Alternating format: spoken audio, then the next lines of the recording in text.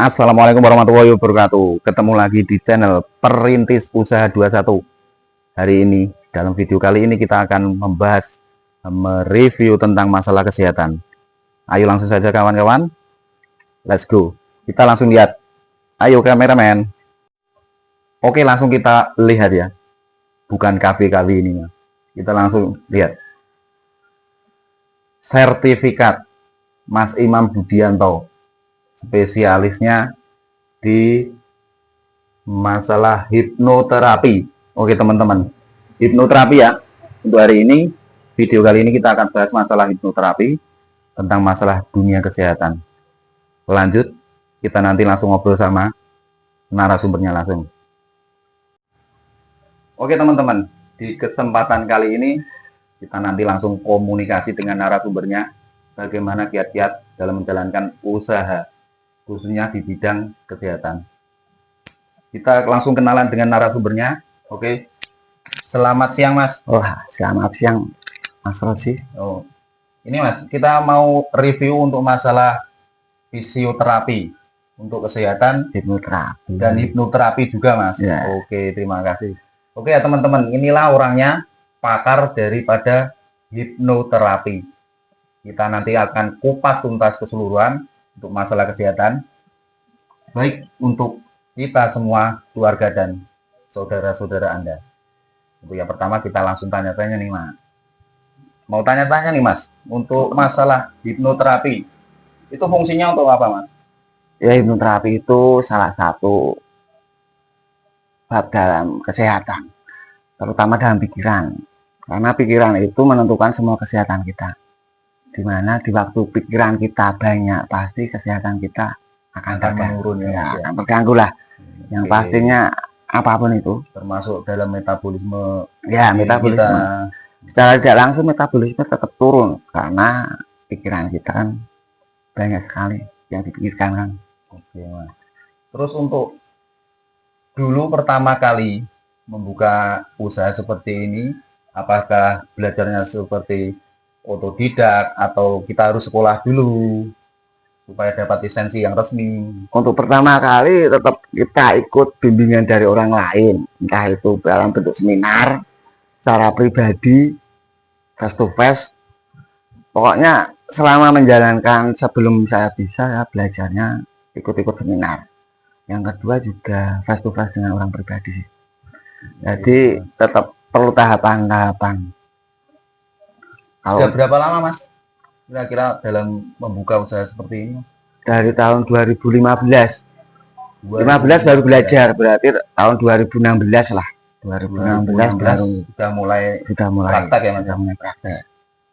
Untuk pasien yang jauh juga sudah banyak yang datang ke sini, Mas? Alhamdulillah, karena dari berjalannya waktu kan dari ketok tular istilah orang Jawa. Ya namanya ketok tular kan saling berkomunikasi sama teman-teman. Fungsi daripada bidang yang Mas ini tekuni sekarang ini, fungsinya seperti apa, Mas?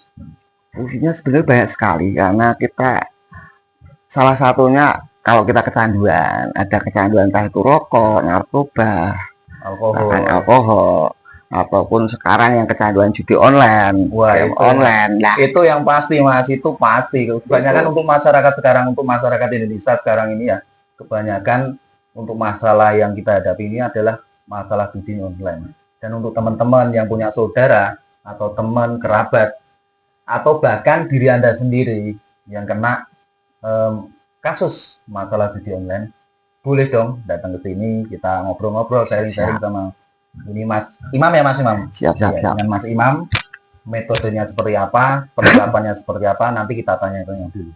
Oke, kita lanjut ya teman-teman. Terus untuk ini, Mas, apakah Mas sudah dapat lisensi dari sekolah yang dulu?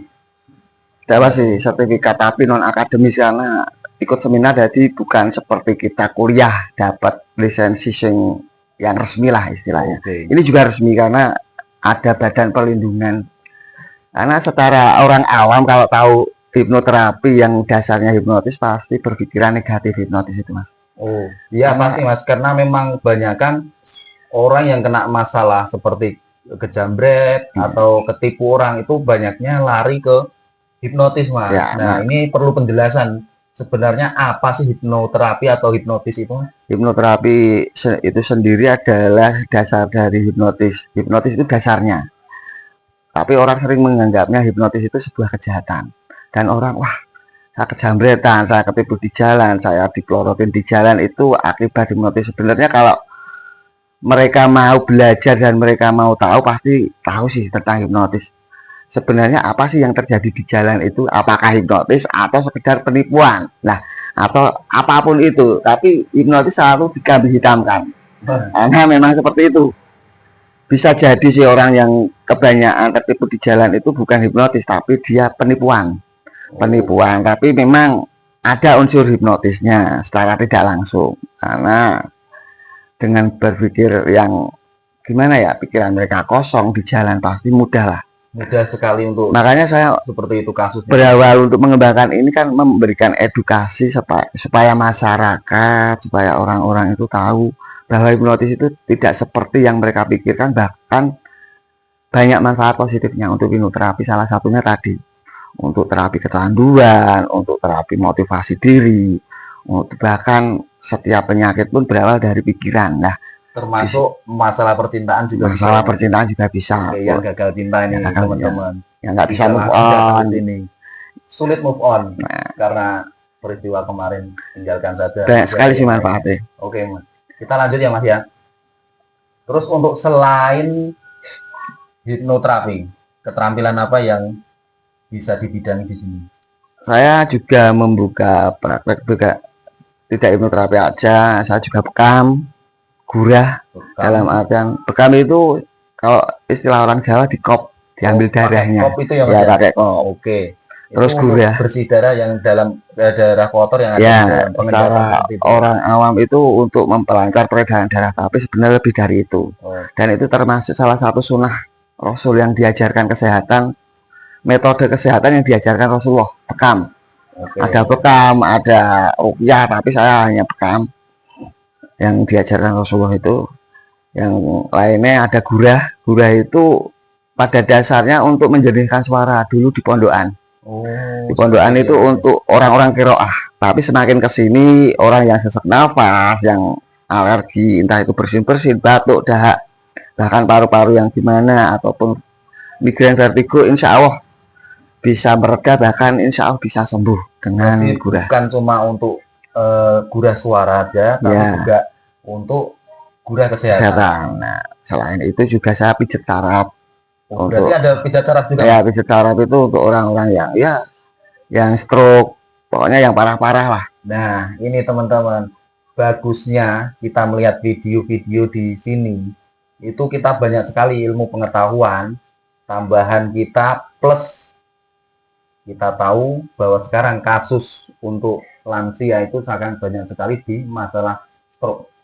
Di sini kita bisa kupas semuanya, permasalahannya dan solusinya juga kita bisa kupas.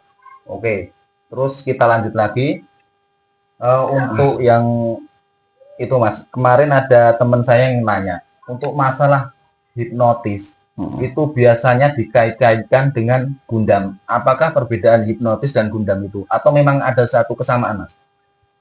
Ada orang yang bilang antara hipnotis dan gendam itu sama, ada yang bilang beda. Kalau menurut saya beda sih. Karena hipnotis itu murni dalam artian sebenarnya seni komunikasi hipnotis itu. Bagaimana kita cara ngomong dengan orang lain sehingga orang itu dalam tanda kutip atau kasarnya terpengaruh. Tapi kalau gendam itu sebenarnya sulit sih untuk memahami antara gendam dan hipnotis itu untuk orang awam, tapi bagi saya yang sudah mempelajari itu beda banget. Cuman ada salah satu kesamaan, mungkin kalau orang awam menilai untuk kejahatan semua gendam, Ya, tapi Mas, gendam bener, lebih Mas. menggunakan sesuatu yang istilahnya energi lah. Untuk akhir-akhir ini kan Ya. banyak sekali, wah kena hipnotis, kena gundam. Ya, Padahal itu ada perbedaannya, Mas. perbedaan banget. Tapi dua-duanya juga memiliki manfaat yang positif juga sebenarnya kalau mereka mau tahu. Hanya Asal ingin tahunya itu. ya, hanya saja dari dulu antara hipnotis dengan gendam selalu disamakan dan pasti tujuannya yang negatif, yang bukan positif maksudnya. Maka dari itu saya mengembangkan seperti ini supaya masyarakat, oh ternyata hipnotis gendam banyak sekali manfaatnya. Untuk kedepannya semoga masyarakat bisa lebih tahu sih apa sih manfaat gendam dan hipnotis itu untuk hal-hal yang positif, daripada mereka berpikiran wah gendam dan hipnotis itu untuk negatif yang selalu hanya wah kejahatan-kejahatan selalu dikaitkan dengan itu. Maka tujuan pertama kali dulu saya terjun ke dunia hipnotis itu agar orang-orang tahu bahwa oh hipnotis itu bisa untuk yang membantu orang lain. Makanya saya bergerak di bidang ini untuk kesehatan psikis, terutama pikiran psikis. Nah untuk bekam dan lain-lain kan untuk kesehatan fisik ya. Jadi dua-dua nih kita ya psikis juga, secara motorik ya, atau pikiran orang yang sekarang banyak sekali kasus-kasus yang miring, katanya pikirannya sedang goyah terus. Akibatnya dari keluarga juga kena masalah, ada problem, dampaknya ke anak kan kasihan Mas. Sekali itu seperti itu. Terus kemungkinan nggak Mas ini buka untuk teman-teman yang mau belajar atau belajar hipnotis atau belajar yang lain, kira-kira buka praktek nggak untuk membuka diri Mas ini untuk siapa saja yang datang ke sini mau belajar? Saya selalu membuka untuk ibaratnya les privat lah, tapi tetap nanti dapat sertifikat karena saya tidak langsung saya juga sudah mendapat sebuah badan perlindungan dari hipnotis, hipnoterapi khususnya. Makanya setiap orang yang mau belajar monggo lah, supaya mereka juga lebih tahu dan bisa menguasai dan lebih tahu apa sih hipnotis itu dan nanti memanfaatkan hipnotis itu untuk sesuatu yang positif. Saya sangat senang sekali karena dengan begitu masyarakat nanti akan tahu bahwa hipnotis itu banyak sekali manfaatnya. Dan sekali lagi saya membuka les privat dan nanti tetap bersertifikat Mas. Dan saya bimbing sampai bisa, bahkan belajar hipnotis itu tidak perlu waktu lama. Simple ya Mas? Simple sekali karena nggak ada istilah doa-doaan ya. Yang penting ada niat lah. Itulah hipnotis. Oke teman-teman, semua yang kita bahas untuk hari ini dalam video ini semuanya tentang masalah hipnoterapi.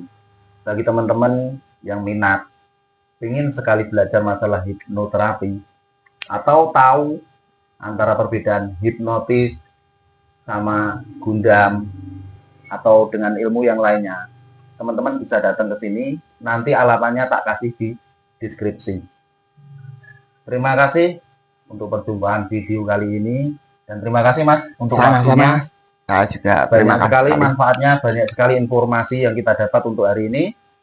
Mudah-mudahan dari teman-teman semua ada yang minat. Terima kasih telah menonton video ini. Jangan lupa like, komen, dan subscribe. Dukung terus video ini agar terus berkembang dan maju. Terima kasih. Wassalamualaikum warahmatullahi wabarakatuh.